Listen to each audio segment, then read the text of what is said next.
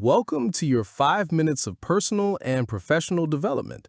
Today, we're going to break down the book The Lean Startup by Eric Ries.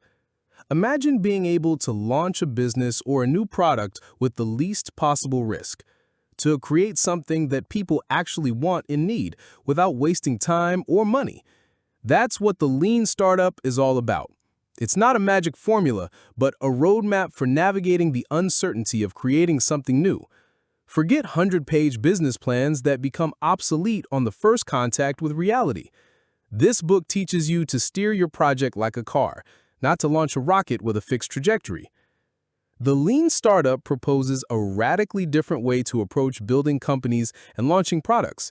Instead of investing months or years secretly developing a perfect product only to find out that nobody wants it, Eric Ries presents a system for testing our ideas quickly and cheaply.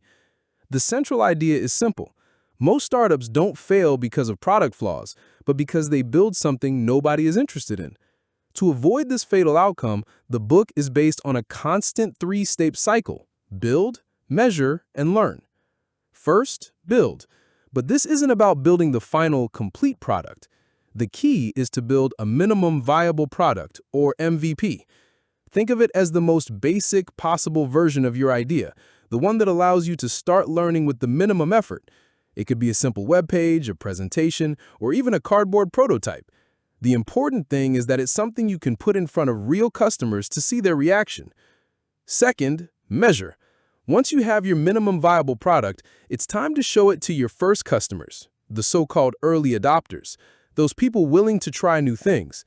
This is where you truly measure. Do they use the product? How do they use it? Would they pay for it? What do they like the most and the least? It's about collecting real, cold data, not opinions from friends or assumptions. And third, learn. With the data in hand, the crucial moment arrives: validated learning. This is the real progress for a startup. Validated learning allows you to know if your initial ideas, your hypotheses, were correct or not. With this knowledge, you have to make a fundamental decision: persevere or pivot. If the data shows you're on the right track, you persevere, continuing to improve the product in the same direction. But if you discover that your initial idea was wrong, it's not a failure. It's an opportunity to pivot, that is, to make a strategic change of course without abandoning the overall vision. This build, measure, learn cycle is repeated over and over, allowing the product and the business model to evolve and adapt to what the market really demands.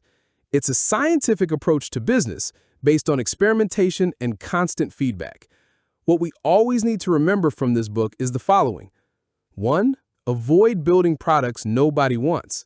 The biggest waste isn't building something inefficiently, but building something nobody cares about. 2. Use validated learning.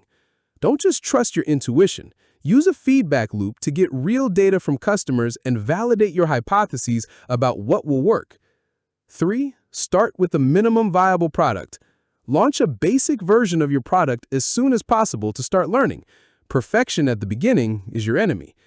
4. Measure real progress. True progress is learning, not how many hours you work or how much code you write. 5. Dare to pivot. Don't fall in love with your initial idea.